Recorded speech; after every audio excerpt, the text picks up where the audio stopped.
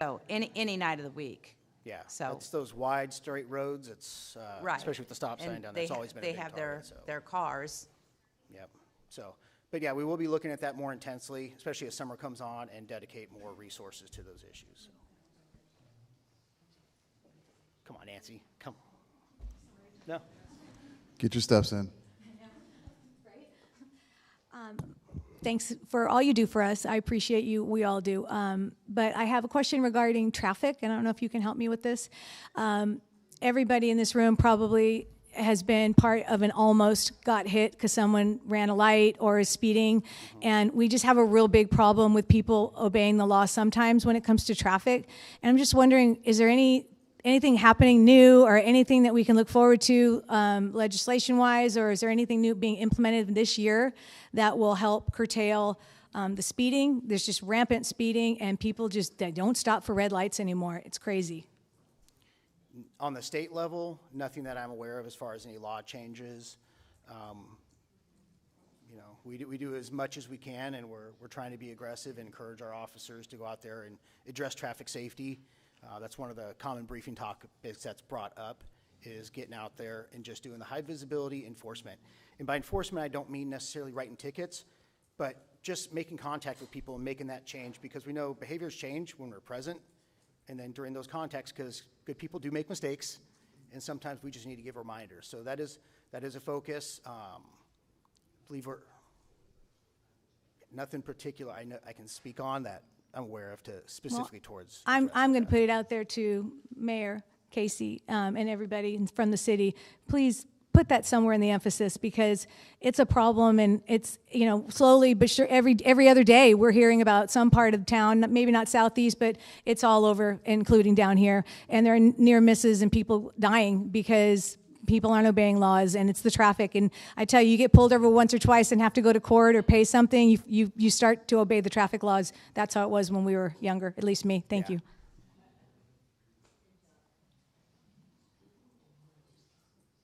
All right. I will be in the back if anybody has any questions. Thanks, Brian.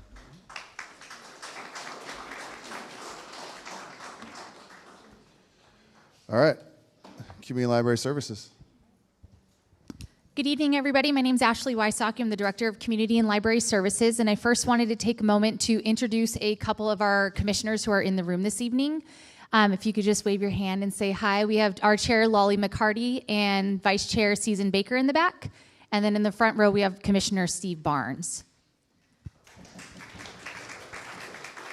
So thank you, everybody, for joining us this evening. For our part of the presentation, we'll focus on some key projects that are going on in the Southeast area, but then also citywide, because we do have 79 parks. We have our wonderful beach camping, and oh my goodness, we've got a campground down at the beach. And also throughout our facility, our 5 libraries, we have 2 community centers, one of which we're in. The bookend of that is at Murdy Park, our city gym and pool, and then last but not least, our senior center in Central Park. So what I thought would be best for this component of the presentation is to bring up a few of our teammates, our leadership team this evening, to present all of the wonderful work that they've been working on. What I'd also like to mention is we're kind of in our master planning era right now in our department. At the end of last year, City Council did approve our 2025 Parks and Recreation Master Plan update, which will help guide our decision making over the next 10 to 15 years as it relates to all of our amenities facilities in Huntington Beach. So thank you to Council for approving that, and it really does help guide with feedback from all of you and all of the residents who participated in that project. It helps us understand what does the community want from our department and our facilities, which they recreate and enjoy so much. So at this time, I'd like to bring up Chris Cole, our Facilities and Development Manager, to provide some updates.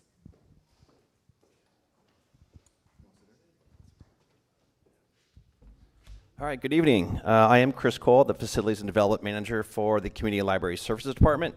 And my division in our department oversees beach parking and camping. We have a handful of leases that we manage.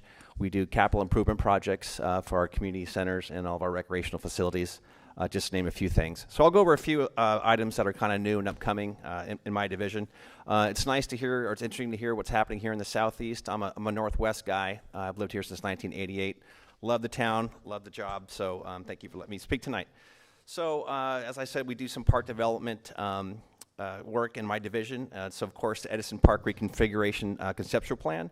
We're just nearing the end of our CEQA process. We're learning about what that report's going to look like.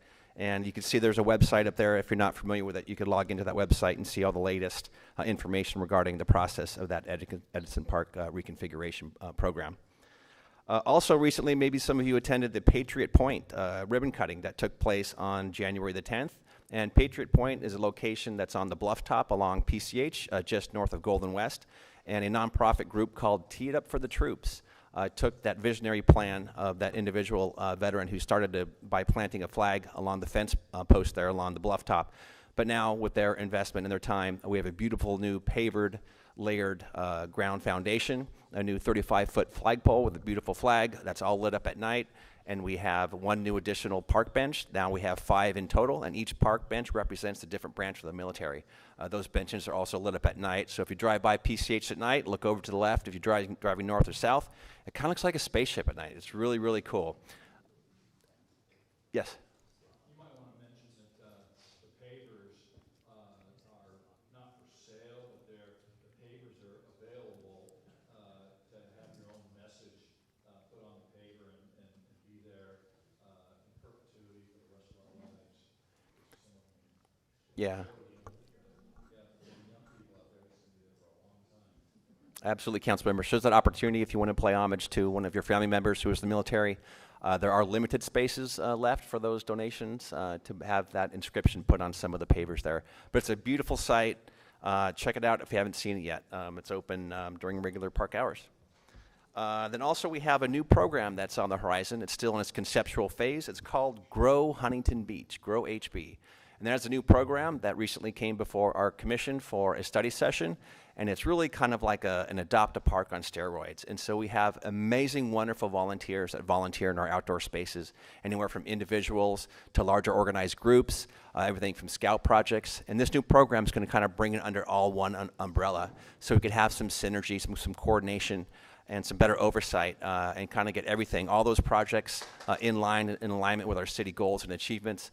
And it's going to be really, really cool. So that's in the near horizon. We're still working out some of the details on that, but eventually we'll package that up. We'll put it before our commission for final approval, and then up to the council too for their final say on it. But it's really going to be cool and get these things going. And we're going to be also starting with some pilot parks for the Adopt a Park portion of that program too. So the scope of work under these programs, from anything from picking up litter to reporting graffiti to more in-depth projects of building out and landscaping some of our areas, like in our bigger parks. So there's something for everyone in that program. If you're interested in volunteering in our outdoor spaces, this is the thing for you to be a part of. So stay tuned and keep an eye out for that.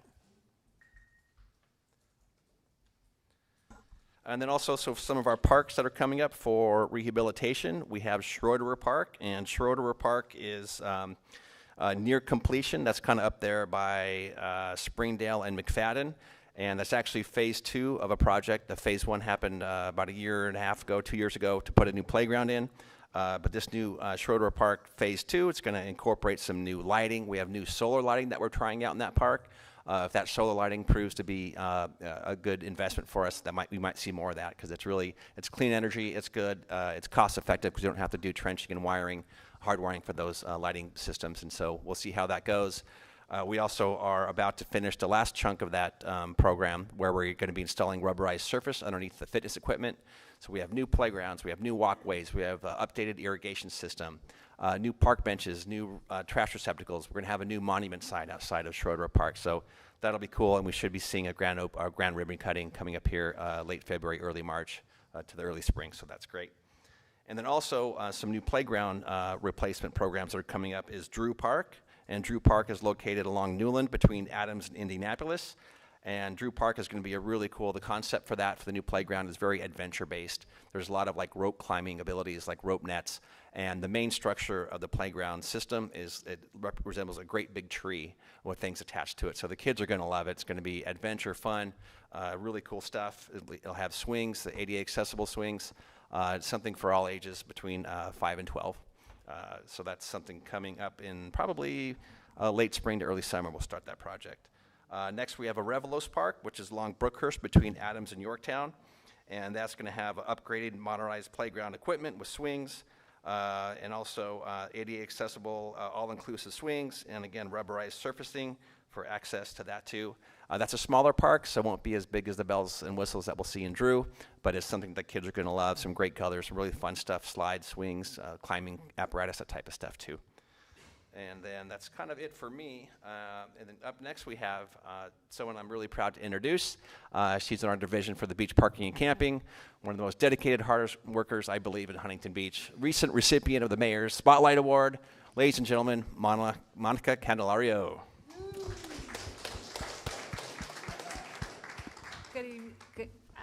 Good evening, everyone. I am the operations supervisor for the parking and camping division. I just have a handful of things to share.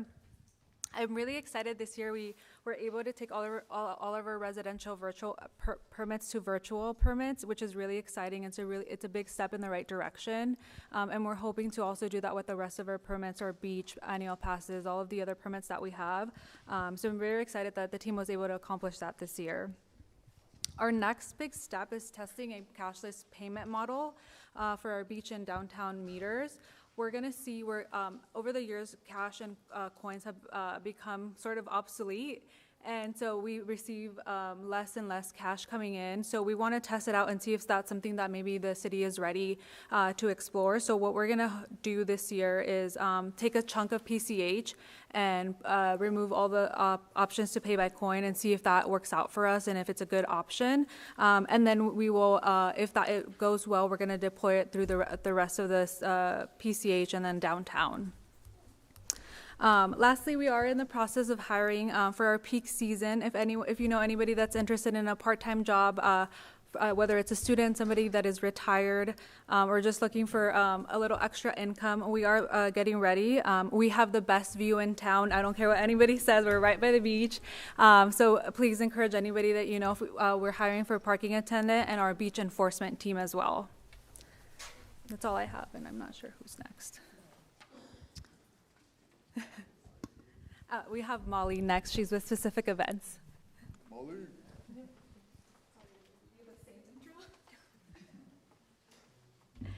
Good evening, everyone. I'm Molly Umura. I'm the manager of our Specific Events and Rentals division, where we oversee the permitting process for all third-party events that go on throughout the city, as well as our clubhouse rentals and our film permit process as well. So thank you for having me. The Southeast area is also close to my heart because many moons ago as a high school student, I started my career in that office right over there, and I've worked at Edison Community Center for almost 10 years. So being back in this building is always kind of like coming back home.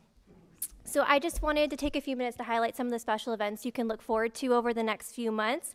Coming up here next weekend is the Surf City Marathon on Sunday, February 1st. It's actually almost sold out, which is the first time that that's happened post-COVID. We're expecting over 20,000 runners. But there's still an opportunity. If you want to participate and come run a marathon on next Sunday, you've got plenty of time to train. Come join us. But we're really looking forward to that event.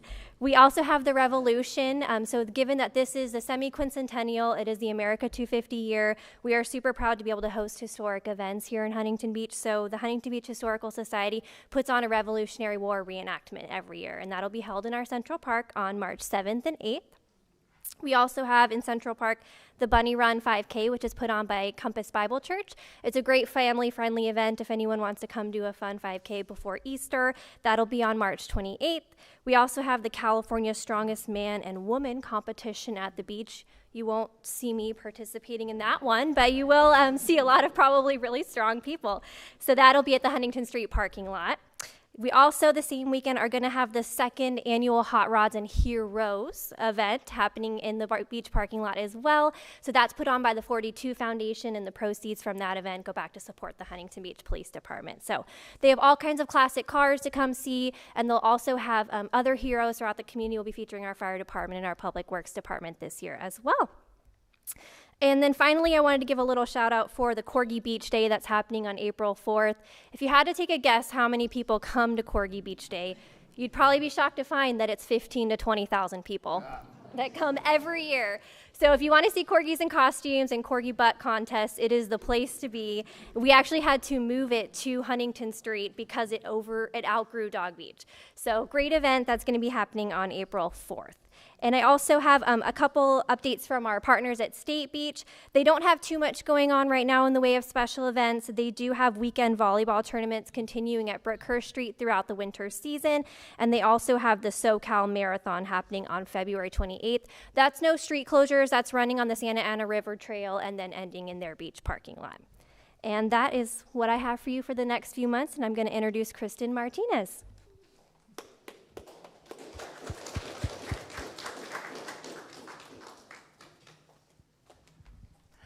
Hi, everybody. I'm Kristen Martinez. I'm the manager of our Programs and Services Department, which is recreation and senior services.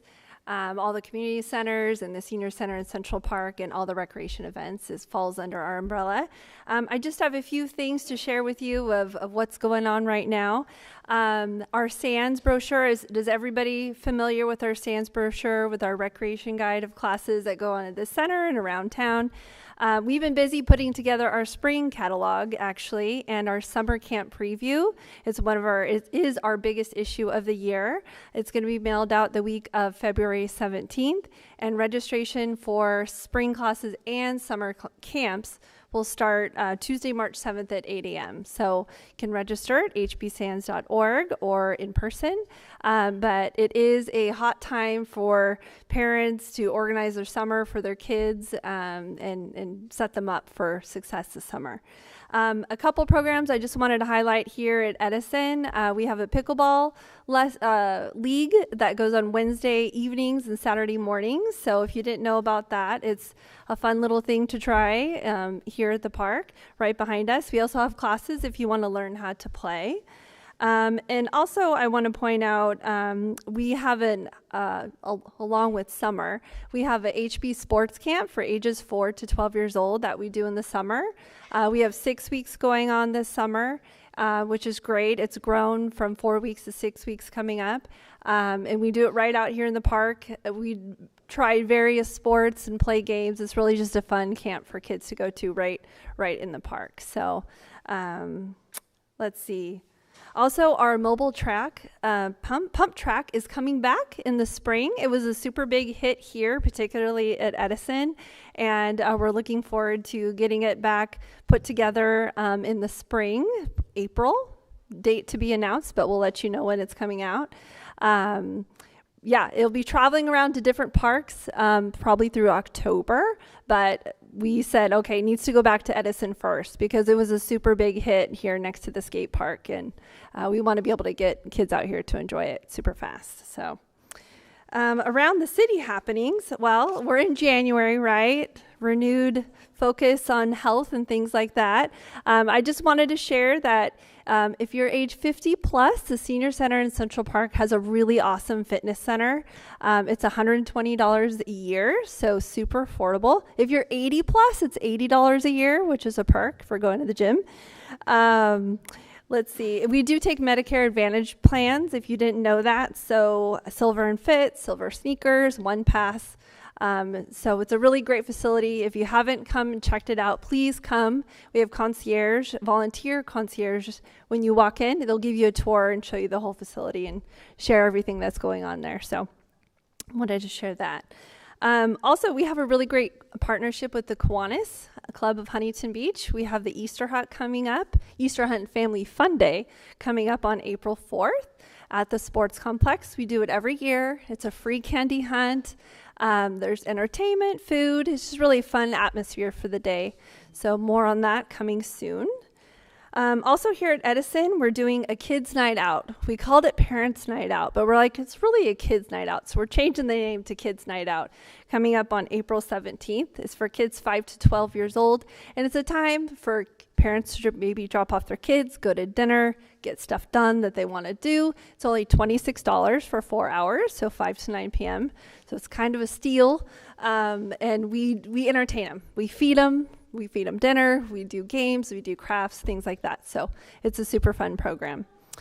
Lastly, we are starting our summer hiring now. I think Monica mentioned she's hiring for the beach parking camping, but we also hire for summer recreation leaders, and then we also hire for aquatics, so learn to swim instructors and lifeguards.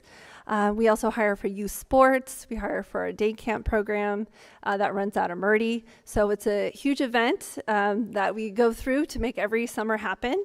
And there are flyers on the table right outside this room if you know anybody that's looking for a position. We will do a virtual information session so people can know, what are we looking for? What jobs are, what is this? What are you hiring for? They can ask more questions. Learn about more what our programs are, but it's February 7th from 12 to 1:30. It's virtual, and then we'll have in-person hiring events. So they can come in, interview in person, and kind of take care of that, on site. So the one at Murdy is on February 28th, and one here on March 28th. So, yeah, if you know anybody that's looking, please share that information. We love to, we gear up for summer. Summer's our biggest time. We hire big, so spread the word. Thank you.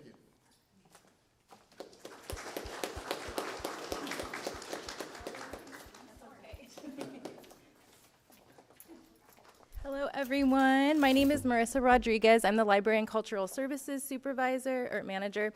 So in my division, it covers our central library, our 4 branches, as well as our art center. Thank you all for coming out tonight to hear some of these updates. This rainy weather reminds me a little bit of Seattle, and there's a reason I'm happily in Southern California now. So first on deck, I wanted to discuss our library fountains. If you're familiar with our central library, the water feature is really an iconic component to the building. We're really excited to get those up and running again. We're in the final stages of phase 1 of that project. Some issues with the waterproofing were identified, but staff met with the waterproofing subcontractor to come up with a plan to move forward with that. So we're really excited to get those filled up and reflecting that beautiful building we have there again. If you were a frequent visitor to our central library, you may have visited our coffee booth at the bottom. That was One Fine Blend. They recently decided to retire at the end of the year, so the search is on for a new coffee vendor. So we're going through the process now of identifying someone to come in and provide that service. If you or anyone you know is a local business that would like to learn more about updates, contact the library or come up to me afterwards for my card, and I'd be happy to keep you updated on that. Library Facilities Master Plan. So we've been going through this process, looking at the entire library system to see what kind of options we can have to develop a plan that will really help us for decades to come. So nothing that's developed out of this is something that we're expecting to act on right away. It's more just so that we know that as things come up over the years, we kind of have a plan in place for how we would like to make our improvements. So we're currently in the recommendations phase, which is the 3rd phase of 3 different phases.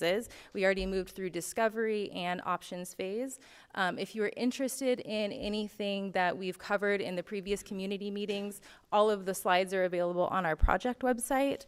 And I would like to encourage everybody to come to the upcoming Community and Library Services Commission meeting on February 11th at 6 p.m.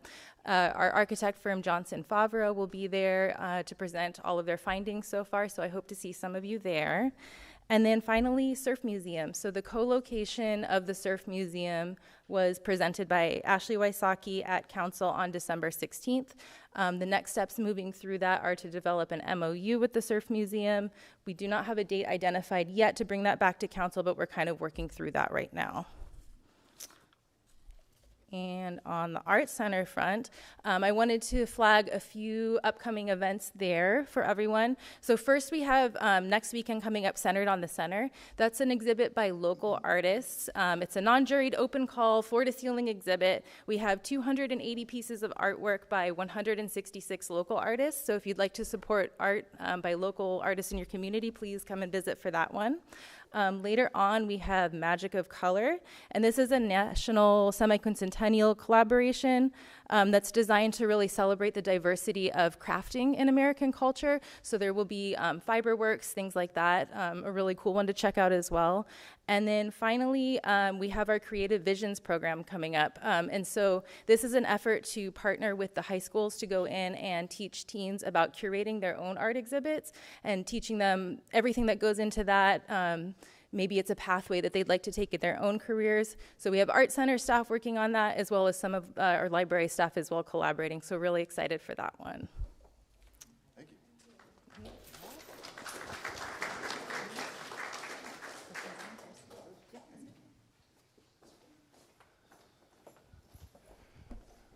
All right, so those are the updates. Obviously, a big emphasis on community library services. So now we'll just open up to Q&A for the remainder of the town hall. So please feel free to come up to the microphone and fire away.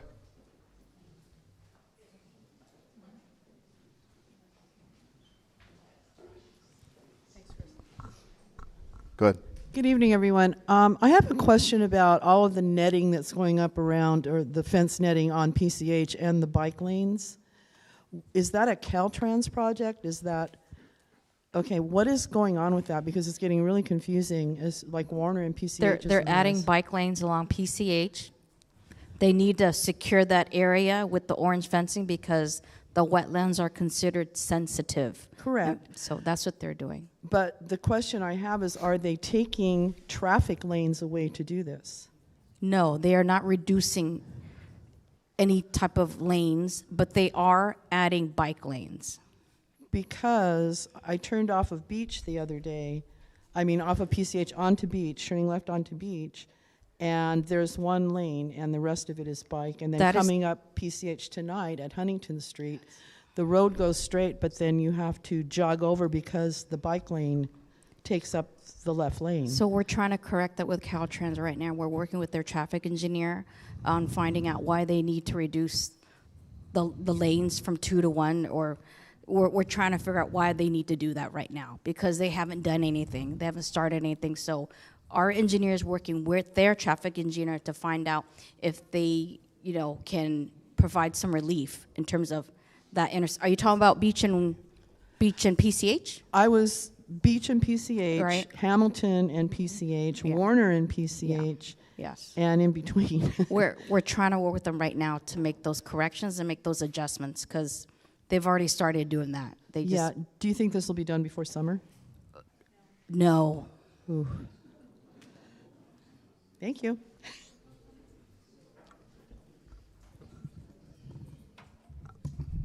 Sorry, this is really low. I know. Yeah, and she's not that tall behind you, so you got to put it back down. I know, right? I'll adjust it after All I'm done. All right. So, Mayor McKeon, this is a question for you. Sure. So, as we know, last year, the City Council unanimously voted to declare Huntington Beach a non-sanctuary city. Sure. Based on the recent events happening in Minneapolis, particularly the murder of Renee Good, the kidnapping of Liam, the 5-year-old preschooler, as well as DHS's memo dictating to ICE that they can ignore the Fourth Amendment and our constitutionally protected rights against illegal search and seizure. My question is, does the City Council plan on going back and revisiting that resolution and telling us as residents where you stand with that new information? Sure. So a lot of the issues that you guys have seen or talked about, like from a legal matter, the main theme of if we pursue ourselves litigation is to protect local control. So the problem with, in our opinion, I just speak for myself and my colleagues, is that by declaring the state a sanctuary state, they're violating federal law and violating the supremacy clause in the Constitution. So it puts cities like us, Huntington Beach, in conflict with the federal government and the state. And so what we're asking on that lawsuit was just please separate us from this conflict. You guys need to hammer it out. And so that's what that genesis was about on that lawsuit. Okay, and then just a quick follow-up. So Sure. if we do see ICE in the area, because they are targeting Oakview right now, and they have been for a while, if ICE is engaging in unconstitutional behavior, whose side is the city going to come down on? I think Lieutenant Smith talked about it. We're currently abiding by state law, right? Our lawsuit's still working its way through, and it's being adjudicated. So at this moment, we abide by state law. So if there's issues, just call the police department. Okay. Yep. Thank you. Cool. Microphone. I did say that. My bad. The tallest guy goes first. There you go. Right. So my questions to you, Mr. Mayor, and Yeah. City Council members, and Ashley. So back in 2023, the fight began against banning books. And in spite of thousands of citizens speaking at City Council meetings and writing emails, you on the City Council proceeded with plans for the Citizens Committee. That would decide on appropriate books for our library. Although thousands signed petitions to stop this attempt to ban books, you refused and decided to put it to a vote. That special election last June cost us more than $1.3 million, and you lost. So you also lost the Freedom to Read lawsuit in September, which will also cost us about $1.5 million in legal fees to the ACLU. So explain to me, first of all, why you voted 7-0 to appeal this ruling, Sure. even though you know you're going to lose. Oh, we do. Well, it's against the California Freedom to Read okay. Act, so how are you So, going to win that Mike, you wanna- suit? So as you mentioned, the ACLU is asking for $1 million plus in legal fees. So part of the appeal is to reverse part of this, the trial court decision, and avoid the city paying the cost of legal fees for the ACLU. Oh, yep, sorry about that. I got to get right in there, I guess, huh? Yeah. Huh. I'll just talk louder. Yeah. So I guess if you guys couldn't hear me, the idea behind the appeal was, as someone mentioned, there's $1 million+ tag from the ACLU on that lawsuit. We seek to reverse the Superior Court decision in part to protect the city against paying those attorney's fees. So you're not going to try to fight the fact that you've lost? Well, so the decision the council made is, the ACLU's lawsuit, before it was finalized and adjudicated, the special election, as you mentioned, the voters decided, which therefore made that lawsuit moot, which we, through our city attorney's office, went to the court, said this lawsuit is no longer applicable, it's moot, and we rescinded the resolution to the Community Advisory Board and went to the judge and said this lawsuit is moot. And judge disagreed, even though we rescinded everything. And so then they were awarding $1.5 million potential legal fees. So for us as council, we feel that's unjustly, unfair. And we want to protect your tax dollars. So of course we're going to appeal that. We hope that the next court up will realize that this lawsuit is moot and the ACLU should not have been awarded victory and therefore legal fees. Well, they would have kept on with the suit if you'd actually been responsible and rescinded sooner. We rescinded it immediately, right, Mr. Attorney? Yeah, we rescinded immediately. Before the judge weighed in, we went to the court and said, this lawsuit's moot, we rescinded everything, the case should be dropped. Judge didn't agree with that, and now we're facing $1 million+ in legal fees. So faced with that decision, 10 out of 10 times, I'm going to appeal it to protect your tax dollars. Okay, so I guess we'll see what happens. Yeah. So my second question is, and you've rescinded that, right? Sure. So really, why are there still some books, and I guess Ashley perhaps can be answering this, that have still been pulled from the teen section, and they're on the 4th floor where they're still basically in the restricted area? Yeah, and I'll let Ashley elaborate, but there is a decision from the court about the books. We're appealing that decision. We're waiting on the appeal, but we recently got a approved book policy from the state, and we will begin implementing that book policy ASAP. Oh, ASAP. Well, that'll be good. So are we then going to restore the teen section to the library?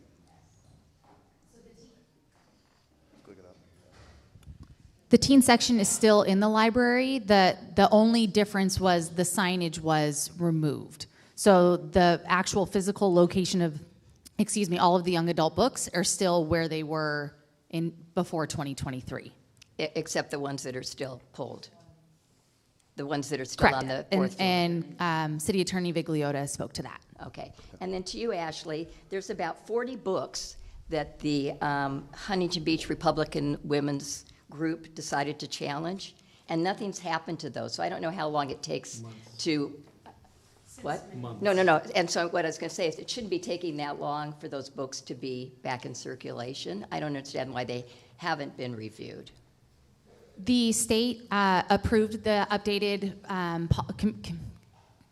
collection development policy towards the end of 2025. We received that right before Christmas.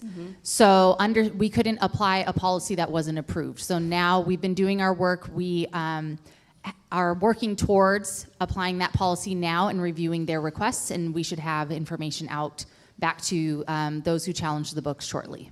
Okay, because you can't, there are books that you can't even put on hold, so they're not even available to everybody. And then the last question I have is, why was the donation of $825,000 grant, I'm sorry, $1,000 grant money from the Friends of the Library not accepted? Yeah, so with all our volunteer groups in the city, I believe it was last year, we decided that it was actually shocking to me, and I know my colleagues, that several of these groups, especially Friends, that's I think 50 plus years, have been operating in our facilities without a license agreement or a memo of understanding that outlines roles and responsibilities, and more importantly, insurance protections, insurance requirements to not only protect them, No, that's not I'm true. just saying, if I can finish. So standard form template license agreements, right, to protect the volunteer groups and obviously our taxpaying residents, because these are public facilities. So we've actually been working with the Friends since almost 12 months now to sign and work on this license agreement. That's the standard template for the city that all the other volunteer groups sign. And obviously there's some points that are specific to each group. And the Friends have been, up to this point, I think it was going okay in March. They said they couldn't meet until June. I'm just rough timelines, but anyway, regardless, so it was actually going down the path where we believed they were going to actually sign the MOU and our license agreement. They've since come back with their own version, which is a grant agreement, saying there's $850,000, but that grant agreement, there's several business points in there that are unacceptable in my opinion, because it basically hands over a lot of control to the library, to Friends of the Library. It's a public facility, so we're optimistic that the Friends, we will finish finalizing our standard form template license agreement and MOU, and so we can have Friends in there long term, have defined roles and responsibilities, insurance requirement, how the book donations work. So if you guys, just so you guys know, so the way it works is that individuals donate books to Central Library, right? These are the city's books, sure, all libraries. And then the Friends come in and they process those books and then sell them for the community. And give people a tax credit. Sure. But then that money, you would think would then come to the city. It would flow naturally because it's the city facility. But it doesn't. Every bit of it does. Okay, it doesn't because there's no agreement. So that was one of the things that made sense, is like we'd love to have volunteers, of course, to help out tremendously, producing like free labor, obviously. So again, these are the city's books that are being donated to a city facility. So as those are processed through the volunteers, that money should then obviously flow to the city. The way it was before was more of like a handshake agreement where the previous library director, we said, well, how does it work with the money? She's like, well, whatever we as a city need from Friends, they just give us. So I'm like, well, why doesn't the money just flow naturally to the city and have a normal accounting like it should? Well, that's just never been the way it was. Well, do we have an agreement? No, we don't. I'm like, okay. So those are one of the points that we want to make clear. So that it's obviously in the city facility. The gift shop, as you guys know, when you walk in the library, they occupy the gift shop. They don't pay rent, of course. They're volunteers, but that is a city facility gift shop. They sell merchandise in there. So for us, this is a public facility. I believe it makes sense if we want to run the city like a business, just to tighten those things up, right? To have all good accounting and the money flow through. The gift shop especially, protect the volunteers, protect the residents. And so that's what the city's license agreement / MOU details, and I'm very optimistic we'll get that done and signed with you guys. Okay, thank you. Okay. I'm Elaine Keeley. I'm the president of the Friends of the Library. My mother founded the Friends of the Library more than 50 years ago. We are a nonprofit. We are a 501c3. We have no staff. We don't make any profit. Nobody gains anything from it. We are charter, and we would lose our nonprofit status if we didn't give all of our funds that we make in our 2 fundraisers of the gift store and the used book sale back to the city of Huntington Beach for its collection.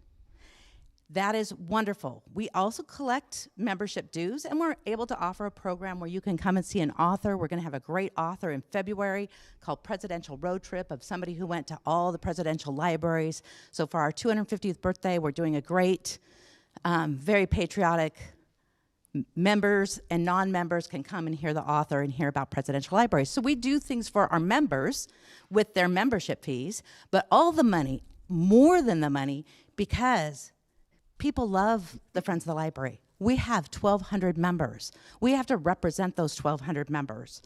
And they are of every political and persuasion known, and we have to represent them fairly. So we take the donation, people's discards and trash, we clean them up, we take care of them, we put them in a used book sale, and we make some good money. And our gift store makes a little less, but some good money. And then when people pass away, they don't give it to the city of Huntington Beach. They give it to the Friends of the Library because we're a nonprofit. Giving to a nonprofit is different than giving to a municipality. So they give it to us, so we actually have more than we make on city property to give to the librarians. We don't buy the books. The librarians choose the books. And they fill the collection as they have done, even in times of the Orange County bankruptcy, even in times of COVID. We have given and given and given. There are 65 volunteers who give thousands of hours to make sure that that used book sale happens. And there's small book sales across in the other branches. Every single volunteer is vetted. They go through the city's requirements for becoming a volunteer on city property, and the Friends of the Volunteer has insurance if anyone were to get injured or have a problem. So anything that these MOUs might have, we're very willing to do. We're not willing to promise that the city decides what our nonprofit does with our funds. They are our funds. Yeah, and if I may, if I may, Casey, yeah, if I may, it is hurtful that I've lived here 60 years. Sure. And if anybody doesn't recognize me, my parents are Ralph and Charlene Bauer. They started the Amigos de Bolsa Chica. My mom started the AAUW. She started the Friends of the Library. My dad was on 2 school boards and 10 years on the city council and mayor. And we have his wonderful park, Ralph Bauer's Park. That's my dad. A family that's given and given and given, and you don't trust us that we're already giving all our money. We are insured. We fill out every volunteer form asked for. And for 50 years, we haven't needed an MOU. I have to say, Travis has met with me twice. I would like to sit down in the offices of each city council member that doesn't seem to understand. You get more than we make on your property. And I don't know any other nonprofit, and I am on a different nonprofit board. I'm on the Huntington Beach Arts Center Foundation board that gives about $50,000 to the city. So every MOU, and other people make money on your city property. The golf course does. The Equestrian Center does. All with agreements. Art Affair does. All these other people do. All with contracts and I agreements. have been available since I've been the president at I've been waiting and waiting and waiting and waiting. So don't say it's on our side that at MOU. We actually had some agreements that you never responded to. So don't stand there and say that we haven't been responsive because we have evidence that we have. Okay. So you need to know we are insured. Sure. We do follow your guidelines, and we give more than we make. And somehow, because you lost an election, you don't trust us. No.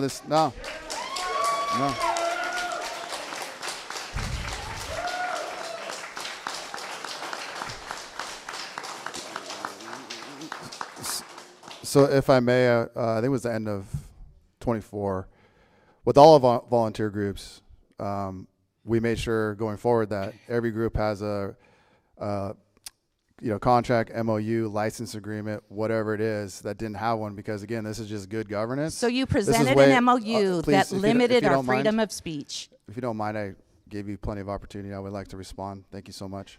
So every group needs to be papered up, volunteer groups, especially working in city facilities, public space. It only makes sense to have everything papered up, an MOU, a contract, a license agreement. It protects all parties involved. It's not abnormal in 2026 to expect this. It's good governance. There's nothing focused on Friends of the Library specifically. This is all volunteer groups. Most of them, you can ask Ashley. We're just going through, getting them all done. And Friends is one that I'm confident will get done as well. And if everything you said is true and give everything back, then there's nothing wrong putting it on paper and signing it, right? Then Travis knows Sure. from 2 meetings. Sure. That's what we're very happy to do because we already have Thank all you. of that in place. yeah. But we did get MOU requests that told us, and you can't do this, and you can't do that, and you can't do. That was not responsible of us as a fiduciary to keep people. You asked us for roof repair and fountain repair and all kinds of other things. Our funds from 50 years ago, and my mom is still alive, and I'll bring her to a meeting if you want me to, only goes to the library collection. And by the way, used books aren't part of your collection. It has no business in your collection policy. But those are the city's books, correct? They're not city books. Well, but they're donated discard. to the city Who facility. Who gave the nonprofit? When you go to Goodwill, does the city and give to Goodwill? Private business. So people are donating books to the city library. No, they donate to the Friends of the Library. Okay, but bins on it city says property. so on your I know, website. But it says on the okay. city website. I'm pretty The sure. books go to the Friends If of the it Library. didn't, they would still donate books to the library. But again, Maybe everything you're bringing up, these are all deal points we can hammer out, and I'm highly confident we'll get the city license agreement / MOU done with you guys. And I look forward to wrapping it up. I would love to wrap it up. For It's sure. embarrassing. You can ask Travis. I ask all the time, how's it going? He's like, we've had good conversations with Elaine. I'm like, I'm looking forward to getting this MOU license agreement buttoned up. Because I would like to report back to this group that instead of finding some other monies to pay for books at the library, that we did something for Banning. Sure. Banning is about to blow over. Yeah. Banning is probably the most neglected of buildings, and it really needs to be looked at. It's just sad. And my grandchild and your children are going to go there, and it's in sad shape. No, let's focus. Look, Elaine, I'm telling you right now, as the mayor, I'm looking forward to wrapping this up. I want to tie up this loose end. There's a couple of volunteer groups we're working with as well. Let's land the plane. Let's wrap it up. Let's move on, and let's get it done. Yes, okay. Thank you. Let's build some trust. Let's do it. Okay. I'm ready.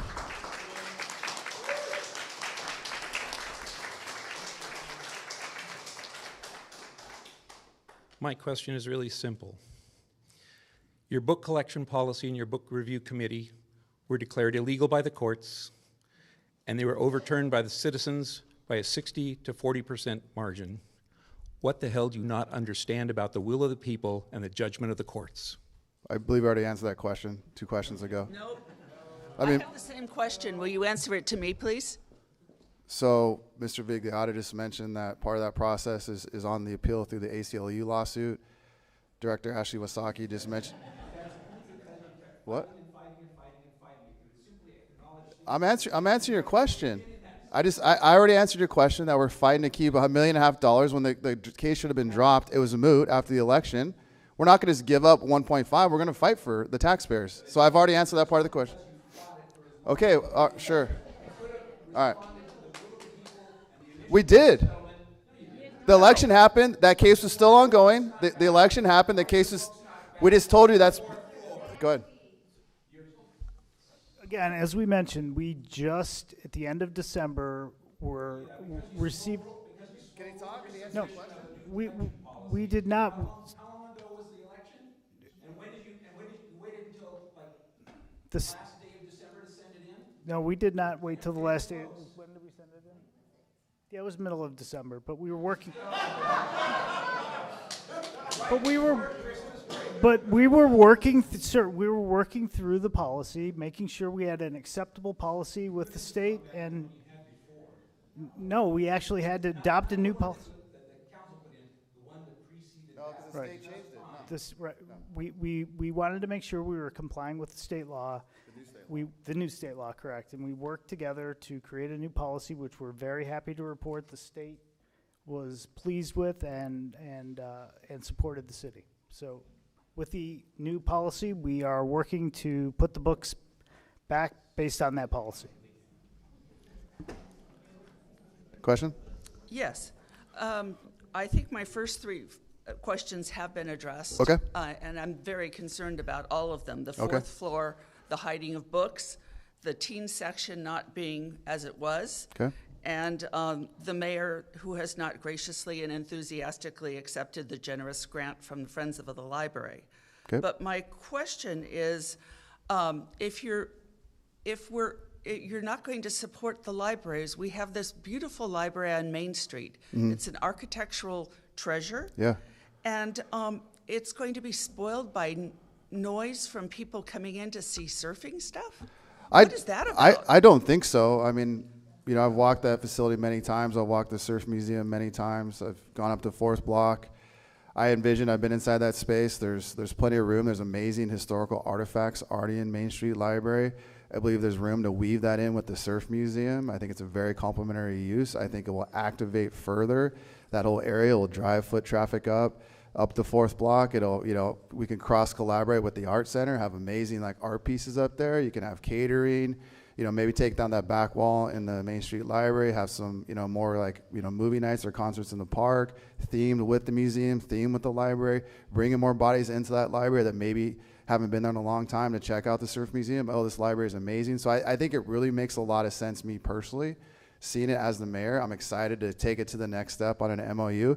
And again, to collaborate with the art center across the street, I think it just makes a lot of sense, have that kind of be the art district area of the city, the museum. We are Surf City. Should be proud of these artifacts. There's plenty of space. There's plenty of back rooms in the Main Street Library that are not being used right now. There's a whole 2nd floor. Once we get more funding, we could put in an elevator that activate the whole 2nd floor space to abide by ADA requirements. So I'm really looking forward to it. I know a lot of people are excited about it. I understand the concern, but we will go slow and judicious and have more study sessions when that MOU comes back, and make sure that we answer everyone's concern. Because the genesis of the town hall was initially to talk about the museum in that library, and I said, let's just all talk about it together with Community Library Services. So I'm excited about it. But my question is about the noise. Noise. You've got people reading and enjoying a library as a spot for reading. Sure. And then you've got a surf museum with noise in a very small space. What noise would the museum create? People talking about the exhibits, watching surf films, talking about their old surfing days. Yeah, so I mean, those are great points for sure and great concerns. So I think as the process moves forward, we'll be very conscious of that and maybe have more like defined areas for reading in the library where, you know, museum patrons will not interrupt their peace and quiet. These are all great points that as we get further down the road, we'll kind of weave that in with a better layout, understanding the artifacts that are in the museum and bringing it over. And you know, a lot of museums are mostly quiet, but those are great points that I will, you know, make sure that we pay attention to and ensure that that's you know, contained. Okay. Thank you. Let's do your timeline. We started with Gracie Vandermark's Revenge Tour and the 21-member review team to ban our books, which he approved. We had petitions. We had an election. Let's go back to January 2025. The Freedom to Read Act was signed into law. Let's go back to May of 25. Carla Strickland and the Huntington Beach Republican Women's Group challenged, getting their cue from Karen English in Tennessee, to challenge 40+ books. Those books have sat on a cart since May. No review has happened. They're still being challenged. I don't want to put Ashley in the middle of it because I know it's not Ashley's fault. It comes from above. You are breaking the law. You are breaking the election. I would challenge you to be the mayor that stops picking on the libraries.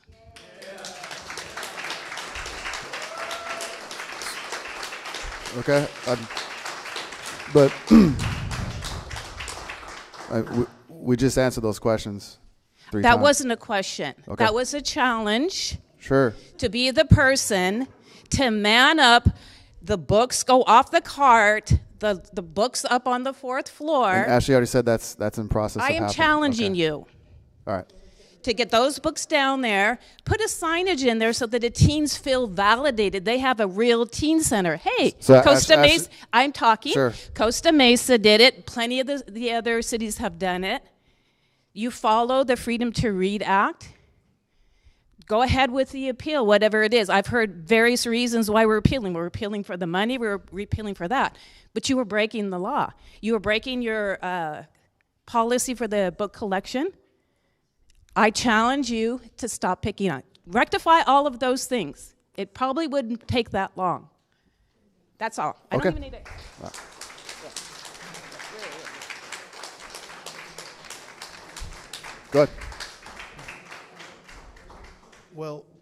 I didn't realize I'd be in such august company. First, I'd like to thank the Friends of the Library. But before you go, I just wanted to let you all know I want to apologize. I've got to scoot out, but I want everyone to know you can contact me anytime.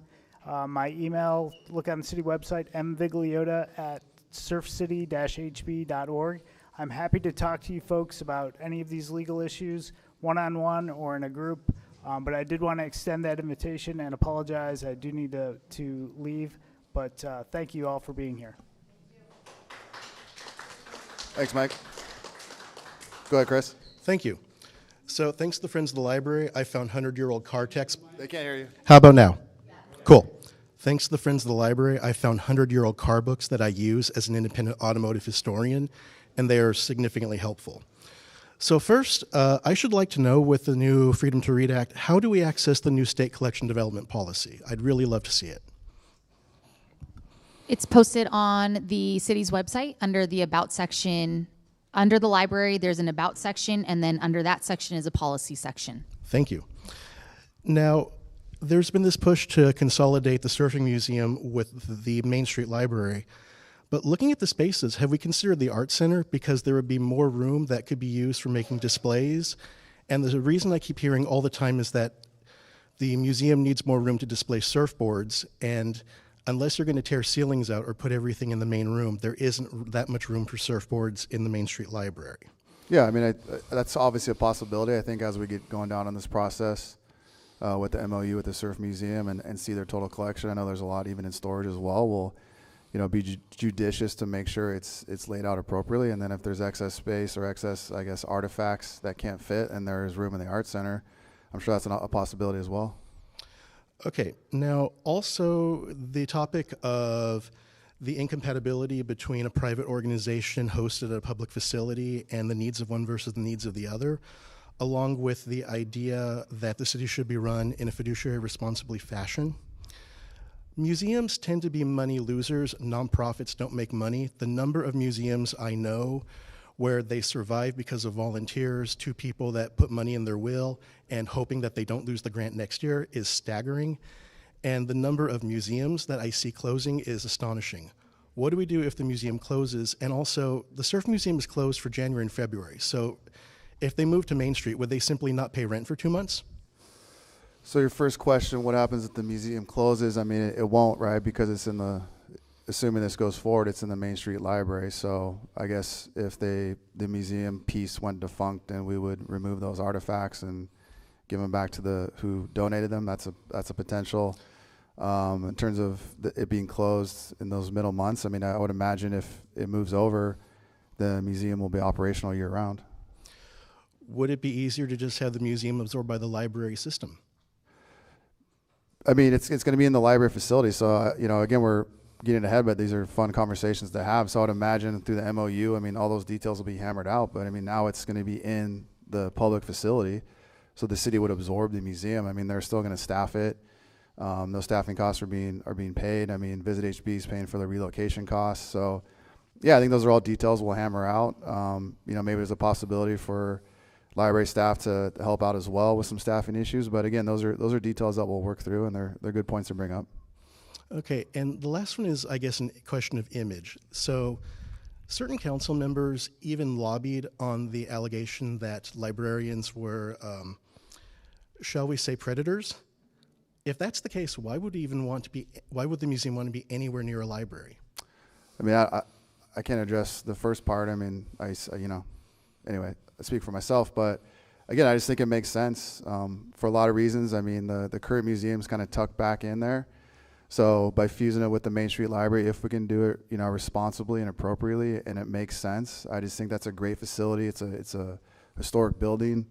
I already walked through, I think, the amazing potential to cross collaborate with the art museum, and I just think it just can invigorate that building. I mean, there's a lot of rooms that aren't being used. I would love eventually, if the financial money came forward for the museum, that we could activate the second floor with an elevator to abide by ADA. So again, I've already touched on it, but I think it makes a lot of sense if we do it right. Thank you. Yep. So I have a question about the rent. I know that the International Surfing Museum was arrears in rent. Right. And I believe that they made that good. Is that correct? Do you know, Ashley? Yeah, that's correct. Okay. Are they going to be paying rent in the library? They are, right? Yeah, yes. Okay. Yep. Again, those are details in the MOU, but yes, that is what we have been told, that they will be paying rent, they will be paying for their own staffing costs. Visit HB is paying for the relocation costs. So yes. Why would we pay for the relocation costs? Visit HB? Oh, Visit HB. Yeah, I Visit thought you HB. said City of HB. No, sorry, I Visit didn't hear. HB. Thank you are for paying clarifying that. Yeah, no problem. So who's paying for the elevator? There is no elevator. I'm saying I know, but you mentioned that there. Yeah, I'm optimistic at some point in the future. You know, if the museum is successful, if there's a lot of revenue opportunities we're looking out in the city, if the financial situation arises where now we can actually put in an elevator, which is expensive. It could be anywhere from $150,000 to $200,000. That will then even activate that building even more so, because now you can activate the whole second story, which would be awesome. So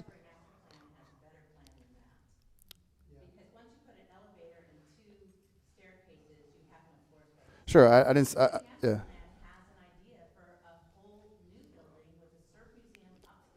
Building a whole new building from scratch. Okay. Sure. I mean, that comes at a whole new building, ground up construction comes at great expense when you have an amazing historic building that currently exists.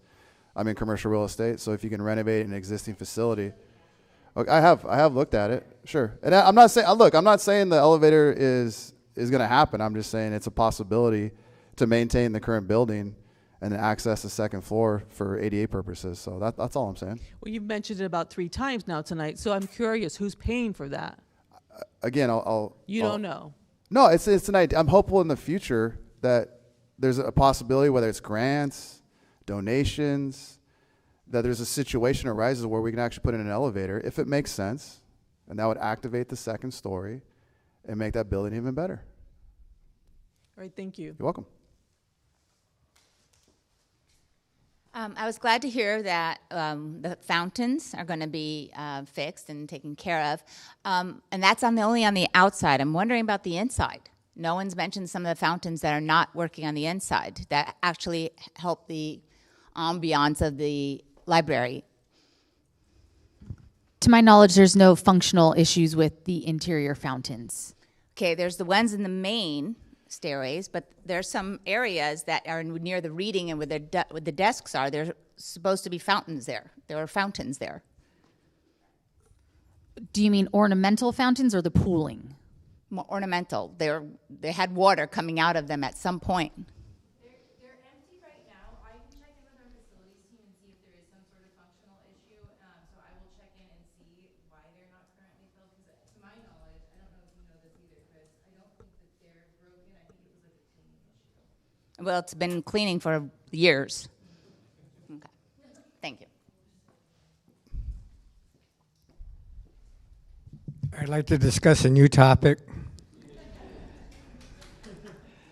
You know, for the last 3 years, much has been said about the contract of the City Council with the people of Huntington Beach. I'd like to remind everybody here of those 2, points of the contract. The contract said that since Huntington Beach is a charter city, we will not have to follow the state housing mandate. In fact, we were so certain of that the battle cries will take the state to court and we will win. Now, what's happened 3 years later? Huntington Beach has lost its case in all the state courts. The California Supreme Court has said they're not going to hear our appeal. On the federal side, our only possible outcome is the federal Supreme Court, who may or may not grant the ability for us to hear our appeal. That's the first part of the promise of the contract with the people of Huntington Beach. The second part is more elusive, and I've asked the City Council to give us a cost, because the other main point, because a lot of people were concerned, what's it going to cost for us to file all these lawsuits? And many of you may remember, we were told that since we have a city attorney, that it will not cost the city any money to fight these cases in court. For sure, we've lost $3.5 million. Where's that number And coming the from? Kennedy Commission. Okay, that was before. That's still we Sure, lost. that was the previous council Okay. lawsuit back. Okay, but that was back in Okay. 2018. Also, So that was back in 2018. Also, and I think we talked about this, Casey, the fact that you guys didn't file a housing element exposed our city to $7 million in penalties. So where are you getting that number from? It's $600,000 a month. We talked about But this. where's that number coming from? It's in the statute. We No, talked it's about not. that, Casey. No, the Okay. court just ruled that we're not paying any fees. I think they referred it because they wanted to see what we're going to Okay, do. but I don't. But please, No, but let me Ken, that's finish why my we're doing thought. this to get the Let facts me on the finish record. my There's thought, not $7 million. There's not $600,000 a month. Well, in let me fines. finish my thought. Because what I'd like to do now, and I asked this at the last city council meeting, because we don't know what the total costs are going to be. I agree. Sure. I would like you to promise that you will give us a full accounting of all of the costs that the city costs, penalties, fines, and court costs that the city will have to pay as a result of the fact that we fought this particular statute. That's a fair request, and I appreciate. Sure. I mean, but the cases have been adjudicated, and that'll all be public record when it happens. But Ken, real quick, if I may, I have my contract right here. So your point, the bullet point 1 said, give City Attorney Michael Gates the authority to fight state mandates again, including housing mandates. That's what it said. Nothing about Charter City. Well, nothing about anything. I just want to get, but I want to get. That's why I love these town halls, because I get to address your comments and questions, and that's what that first part of the contract said. The second part said, implement the 90-day plan to combat homelessness and clean up our streets. If you guys saw that city council meeting on Tuesday, the last 3 years we've achieved all-time homeless reduction numbers in the history of our city. The last 3 years. Okay, but that was my question. Okay, but you're talking about the contract, so I have it right here. I want to read it. Your contract with respect to fighting RENA was the point, and I think. But that's what I can read it again. You're being less than candid because you know darn good and well your cornerstone for fighting RENA was because we were a charter city. Sure. You know that. Sure. So, yeah. Okay. So please don't confuse the issue. But Ken, you said what the contract said. I want to get on record what it actually said. Well, what you just said was we were going to fight it, and I'm just. That's what the contract said that we signed at the pier. And I'm just telling you what the discussion was during the process of this thing. You said we're going to fight it because we're a charter city. We don't have to follow the state housing mandate. I mean, that was the essence of that part of it. And the other part was the fact of representation that because we have a city attorney, it wasn't going to cost us any money. A lot of the people here in this room were very concerned about the cost to the city of fighting this battle against the state. And the representation is that would not cost any people any money. And what I'm asking you to do today, as I did at the city council meeting, but there's a lot more people here today, is I'd like your promise that you would tell us all of the costs, fees, penalties, and court costs that the city has to pay as a result of our fight for housing. Do I have your word to do that? Absolutely. Thank I you. will, because that'll come out anyway. But I would like to counter, Ken, with the cost of what it to our city of not fighting that lawsuit. And I'll tell you why. And that's why we got elected. So if you guys know, California gave Huntington Beach the highest amount of housing mandates per acre of any city in California. We are 95% built out, okay? 13,368 units. 8,000 of those are in one of the 3 affordability requirements. Here's the math. When you develop a project, I'm a developer, 20% of those units are in one of the affordability requirements, right? So take that 8,000 divided by 20%, it would take 40,000 units to build and deliver those 8,000 affordable units.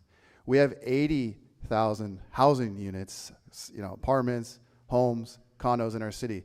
We'd have to increase our housing stock by 50% with the same finite roads, infrastructure, water table elements. Our cities are always planned very carefully over many years through our general plan.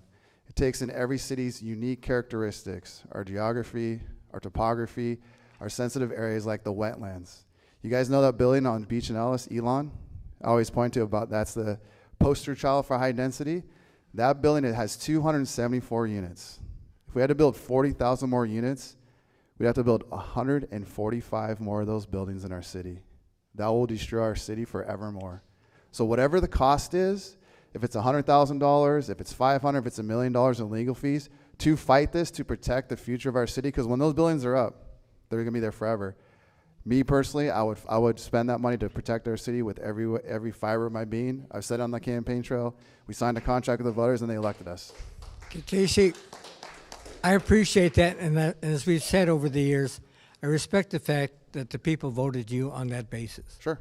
Okay, and I also told you that I thought there might be alternative ways to try to work with the state to fill our housing requirement.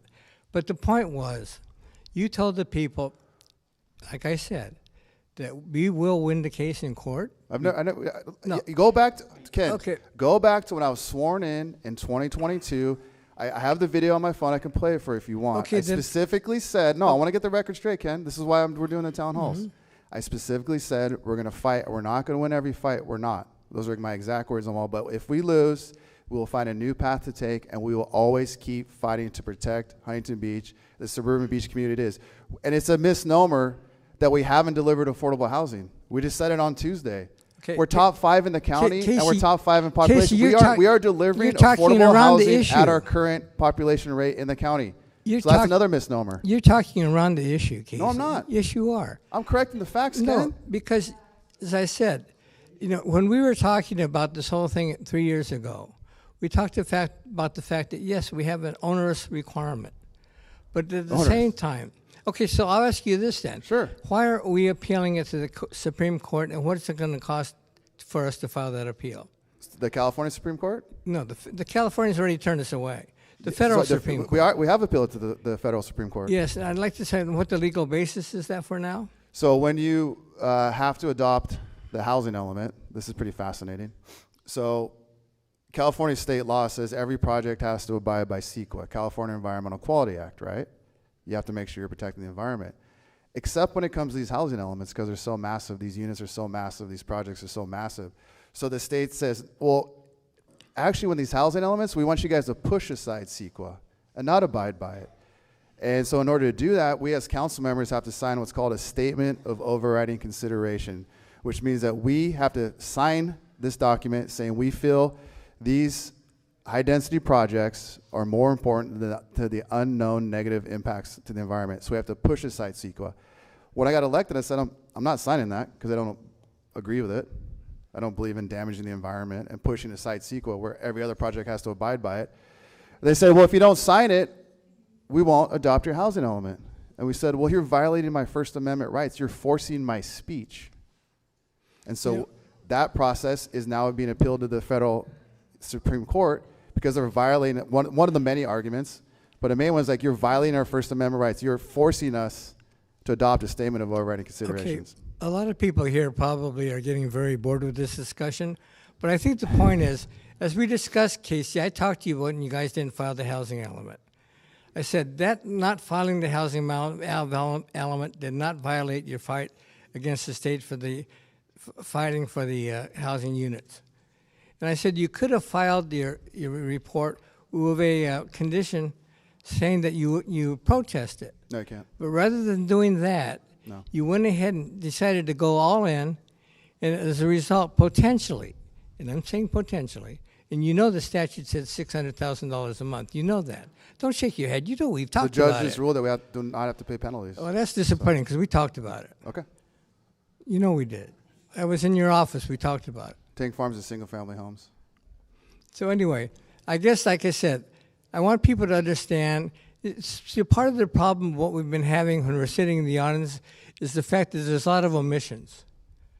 I don't have any personal problem with you, Casey. I don't either, Ken. I just have a problem with the fact that sometimes we're just not told all of the facts. That's why I'm here. I just told you the answers.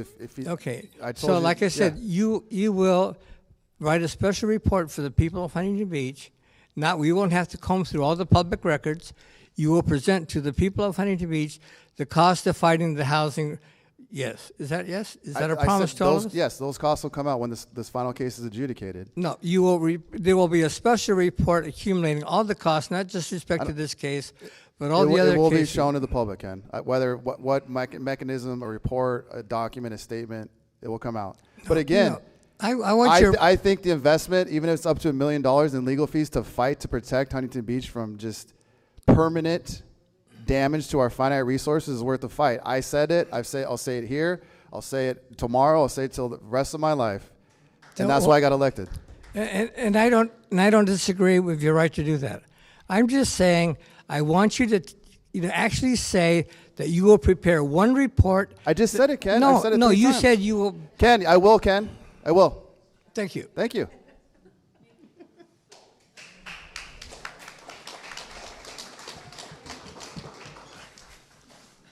You can pull that challenged up. here. First off, thank you for showing up. Yeah. And the rest of the team and the staff, thank you guys, and tech, thank you. Yeah. Because this takes actually a lot to put on, and so I appreciate you guys doing this. And so yeah, you give them applause for right. I mean, this being grilled like this, right? I mean, who wants to do this? Who wants to spend their evening doing this, right? So I appreciate actually do, that. but it's kind of well, I'm kinda yeah, crazy. that's why you're in politics and I'm not. Yeah. So but my question here is, and I thought this would be a more popular topic, is about the Edison Park. Yeah. Right. And especially since we're here, right? Sure. And so during the last time that this was discussed, I brought up a few points especially around Edison Lake, which you can probably see again, right? Yep. And also specifically around the bike or the paths, Yeah. right? And as you may know, if you've ever been here during people going to school or coming from school, it is now those bike paths, or those paths are now bike paths, and they're like 20 plus miles an hour people going down there. Okay. And so when we redevelop this area, Edison High School is always going to be there. Yeah. And we need to make sure that we have the facilities in place to be able to allow for e-bikes, high-speed e-bikes going down that way. In the current plan, right, the paths are right next to the street, Yeah. right, and they're going to be going against traffic, right, and so those types of concerns need to be in place around that. Okay. And I don't think enough time and consideration has been put into that. Okay. And if the additional feedback, I guess reach out to me if sure. you want me to give some additional feedback on that. Yeah, you have my number, right? What? You have my phone number, right? Yeah. Yeah, just text me and remind me, and yeah, Okay. that's a good point for sure. Yeah. Okay. Thanks. Yeah.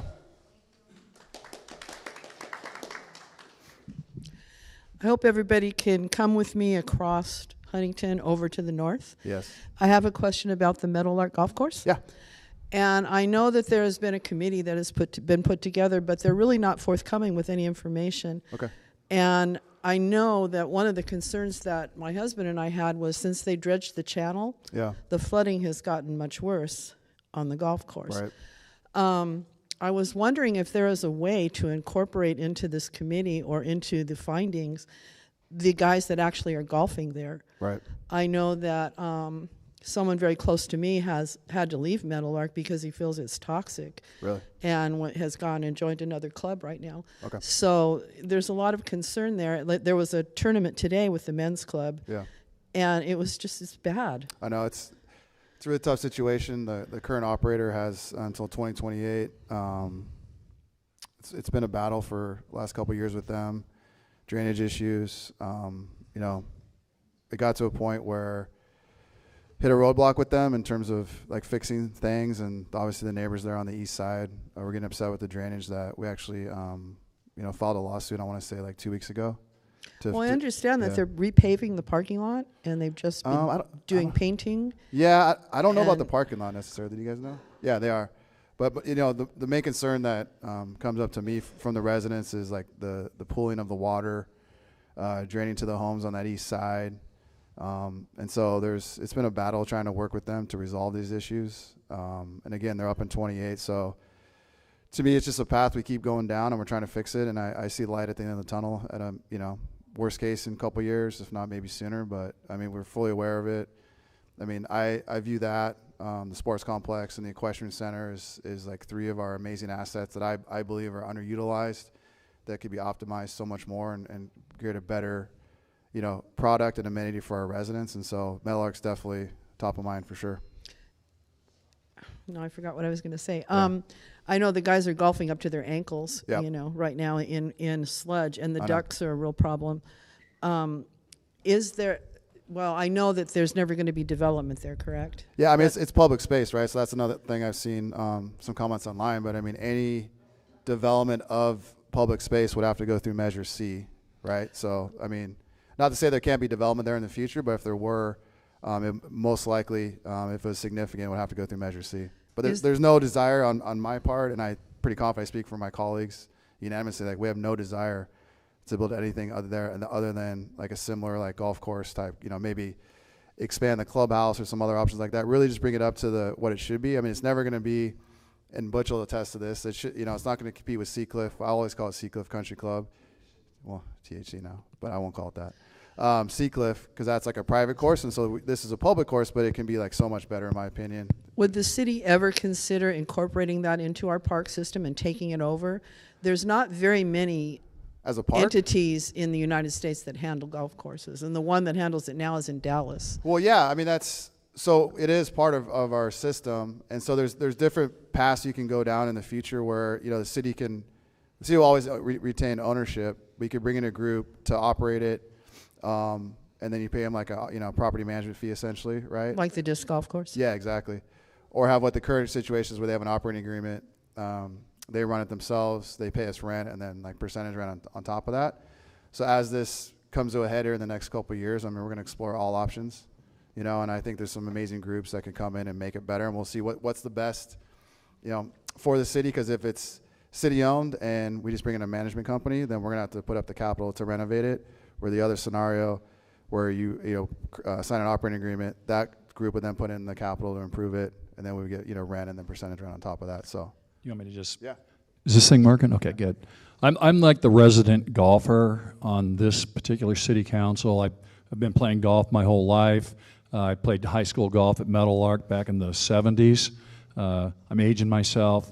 I sit on the ad hoc committee with there's people here in this room that I sit on the ad hoc committee, and we're not just sitting on our hands here. I can tell you that, we're up to here with the company that's managing it right now. I think they're doing a horrible job.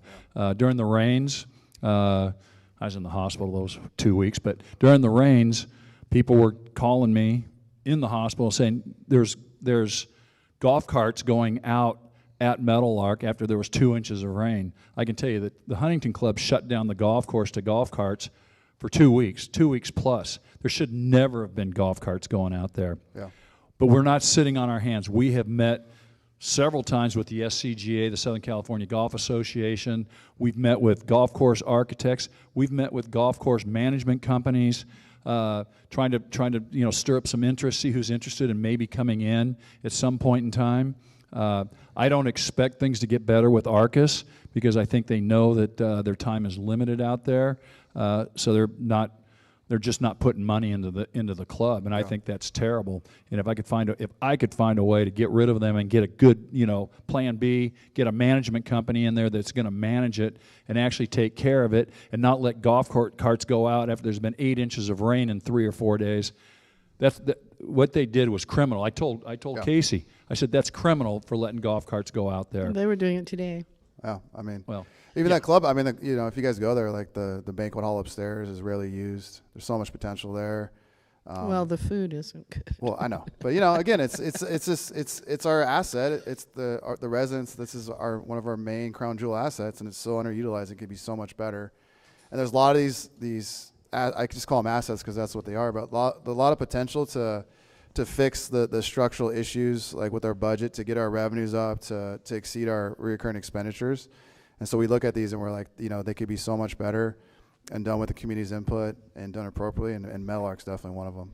Is there a way to disseminate information to the actual golfers because they're in the dark right now? They don't know anything that's going on. Okay, well, what kind of information do you think they would look for? Well, if you could have a posting or an email that went out to the men's club at least, or to the board there, that they could tell everybody what's going on because they're really ill informed. There's all kinds of different stories. They were certain we were going to shut it down and build homes there, and I know several of the people. The golfers weren't. Well, no, I had people from the men's club calling me saying, "Are you guys shutting this down?" And seriously?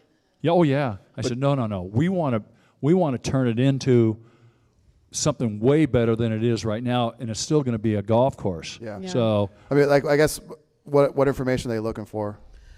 Anything. I don't- There has been no, since the last meeting that they had at the senior center. Yeah. There's been no information that's come forth. So they kind of create their own information. Our hands are a bit tied, right? Because they currently, the group still has possession of the facility, right? So Yeah. I can only speak to what I'm hopeful will happen. They're up in 28, but in the meantime, what we can share is, we have filed litigation, a lawsuit against them to abide by the lease, drainage, and a lot of those other areas. So you know what I mean. But like, if they want to call me or Butch or anybody and come meet with us and let them know like what our plans are. You have my number, they can call me. So the rears right now on Yeah. the interest payment is $400,000, right? Right. Yeah, there's like late penalties woven in there and things like that. Okay. And again, I've seen comments that we weren't working with them. No, we were. Like, we're trying to come to a solution. There's agreement to fix the drainage, and then it got up to a higher level of ARCIS, and the thumbs down came down, and then we're like, okay, like what recourse do we have? Because they're in there for 2 years, and the residents that border it, especially on the east, are just livid. So we got to do Well, what one we of the can do. things is the missing trees that used to buffer all Yeah, those. I know. Yeah, exactly. Okay, thanks. And we actually had a couple meetings scheduled with them, and they canceled on us. The homeowners? No, ARCIS, that's the Arcus. group. ARCIS. Yeah, they're the operators that have the current agreement. Yeah. Yeah, out of Dallas. Yeah, yeah, exactly. Yeah. Thank you. Yeah. Adjust the mic again.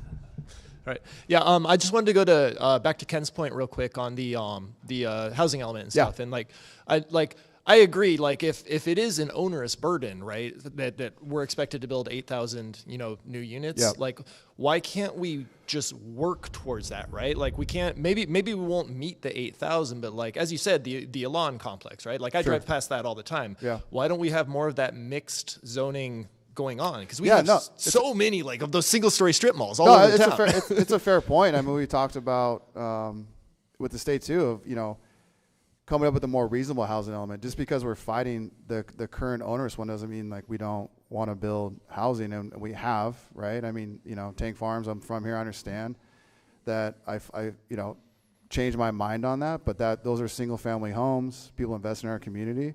So I think the path is to, and we're actually trying to meet, we've had tried to meet with the state. I think now it sounds like there's potential to even meet with them hopefully soon, but it's to come up with maybe our own housing element that we can actually be successful in implementing based on our limited land available, based on our resources. So, on Tuesday on that strategic plan, like we showed, like our affordable housing, like stock and supply puts us right at where we are in terms of in our county size.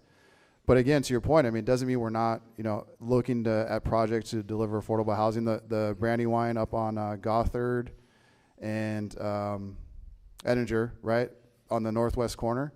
Those are all now nice product, kind of townhomes for sale product. And so there are housing projects going on in the city. Yeah, well, but like that's my concern though, is that like, I mean, obviously the old Brethren Christian site, right? Like that was all luxury homes. Like I got a buddy who lives right over there, and that could have easily been, an affordable housing project mixed in with other housing units. And like I think the concern that a lot of us have is that you say, yes, we could do this, but then when we see what's getting built, it tends to favor more of the luxury / upper end housing. And just from a perspective of like a parent, right? Like my older kid's 17, gonna go off to college, would love for them to be able to come back here and get like a condo or like, a small apartment, something like that. There is absolutely no way my kid's going to be able to afford to live in this city, right? Yeah, no, and like with Brandywine, that's another one where, that was a project that was, all these projects are before us except for Tank Farms, but with Brandywine, they're actually like allocating, I think it's like 10% to like 13 units. They had 133 units, and 13 are set aside for low and middle income housing. But also local, right, too? Yeah, they said to us, I was on the planning commission at the time, that they are pricing them and going to make them available to like teachers, local teachers. They're pricing them that way. Local teachers, fire, public safety, police. And that's one thing we've talked with City Attorney Vigliota about, like any future projects that come forward, and there's obviously the affordable component. Can we, require them to allocate those units first to local HB residents, just like our navigation center to go there, you have to have ties to HB, so the same kind of principle. Like he Okay. thinks it's legal, but yeah, that's something that we're definitely looking Right. at. Yeah. So yeah, like I want to know if the city's making it a priority for us as residents, and then especially for our older residents too, right? Like you know, if they want to downsize into a smaller unit, like they can't afford to live here. For right? sure, and that's that's another piece that we're working on right now with a friend of mine to kind of have like a pathways in the community. So we want to look at creating internships that get school credit with the universities and create, whether it's in media or welding or automotive, and work with Golden West College. So have these internships that the high school kids can get credit for, and with the goal of like to keep them here, right? To give them skills, to keep them in Huntington Beach. And instead of saying, oh, there's no industry here, so we got to leave and go somewhere else, and to your point, can't afford homes, like that's our focus, is we want to be able to keep our residents here. And so, yeah, that's definitely one of the topics. Okay, so if the lawsuit fails, right, the Supreme Court appeal, if that fails, will the city be committed to then working towards that housing element? Yeah, I mean, I don't want to get ahead of it. Like we'll abide by whatever the adjudication is, but again, like our main goal is to protect the city, and then whatever happens on the final adjudication, we'll deal with it then. But again, we can do two things at once. Like we can fight this fight to protect local control, and also work with projects that do come before us in the meantime. Work to, if there's an affordability covenant, work to say, hey, we want you to allocate a certain number of these units to residents that have HB ties. Well, I don't even necessarily mean that like we have to allocate it to HB people. Yeah. I just like the stock needs to go up. We For just sure. need more units. But also like I know you know this, but the public sector doesn't develop, but the private sector does. So they come in with projects, right? And you're kind of limited on how you can push back, and what you can't demand what they do necessarily. So as projects come through, that's you try to encourage them to deliver that. Would the city be interested in working with the state on public sector projects? Yeah, I mean, I'm trying to think with like the navigation center site. I mean, we Jamboree was going forward on that project with like grant funding to convert the navigation center to we call it the Pathways project. So it has some permanent supportive housing in there with the nav center.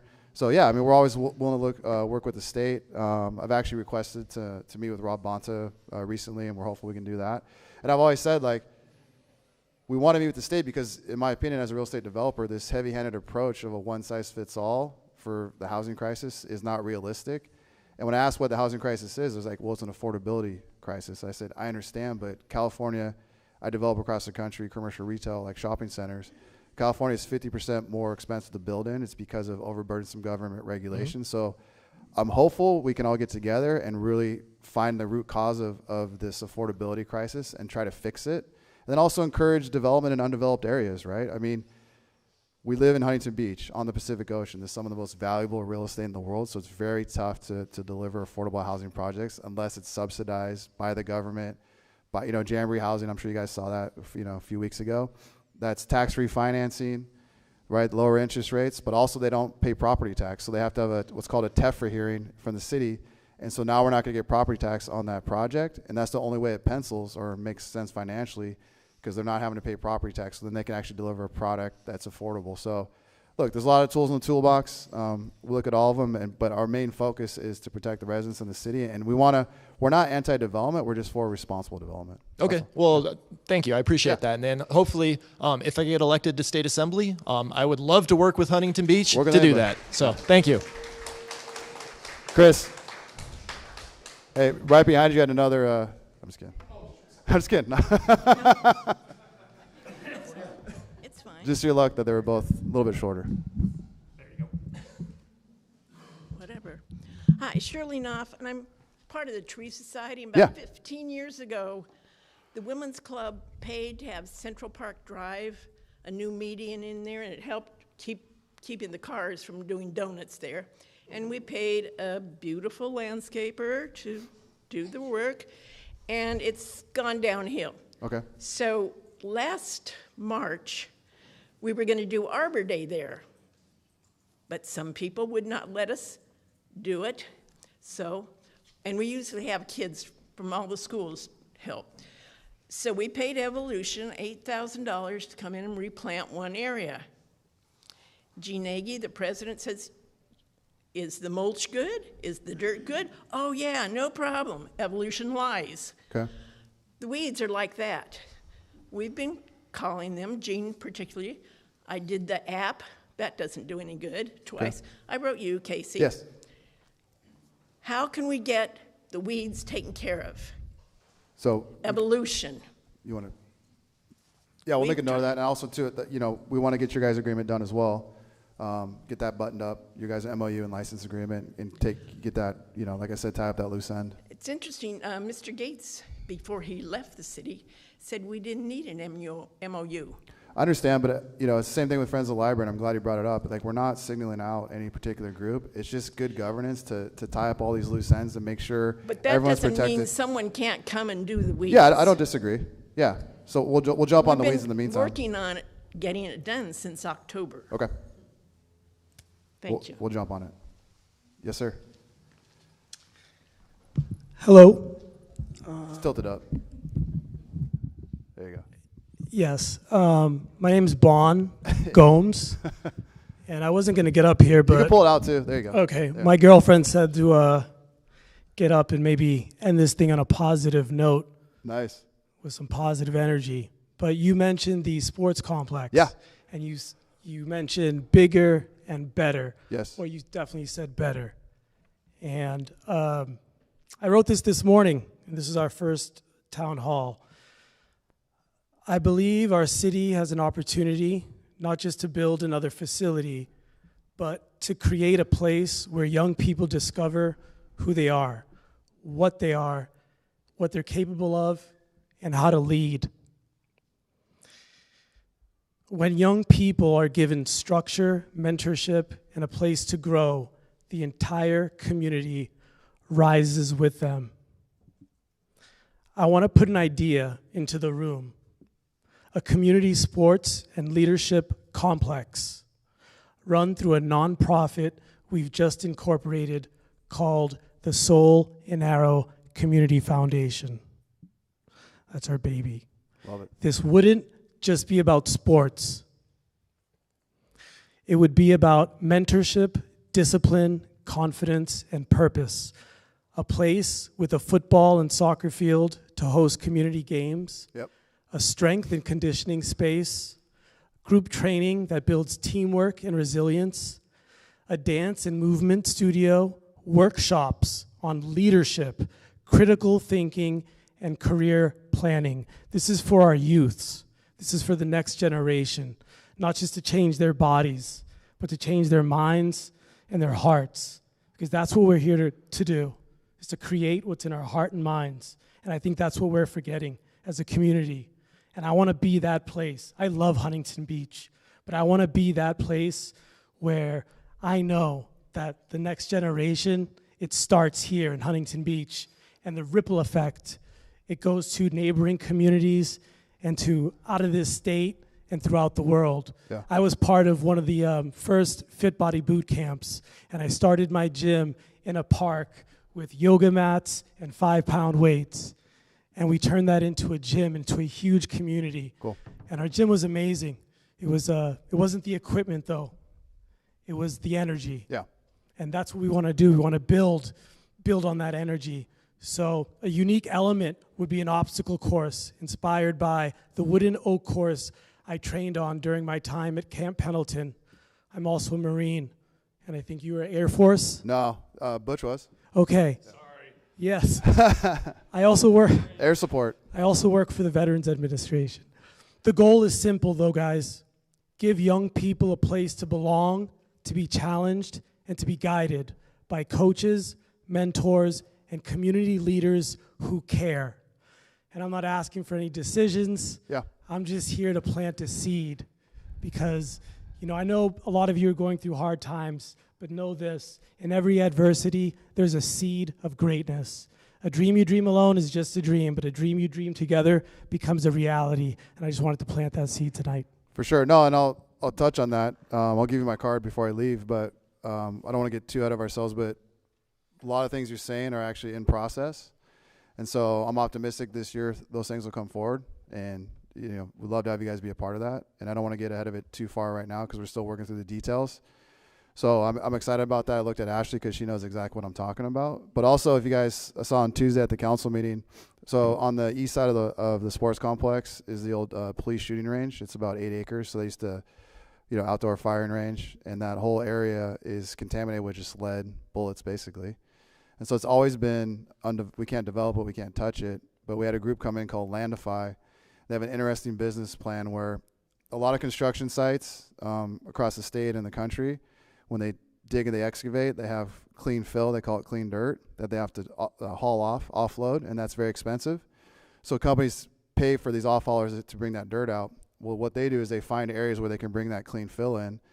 And in this case, that could be it's a potential situation. So they're doing an analysis right now where they're going to do some testing, see how much dirty soil is there, what it would cost to off-haul it. Sometimes you can contain it because it is lead.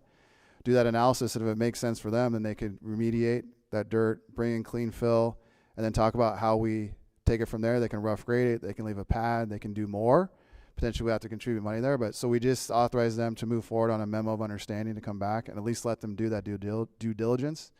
If it bears fruit and the community's on board with it, we'll have a lot of input. That would, activate the whole area, which would be really cool. It's right by Sully Miller Lake, and you can kind of do some cool things with that lake to really, enhance that as well. So a lot of cool things that can happen at the sports complex, and that's one of your components is something we're actually thinking about. Cool. All right. Just want to thank you guys for coming. I want to thank staff up here. Really appreciate it. Yeah.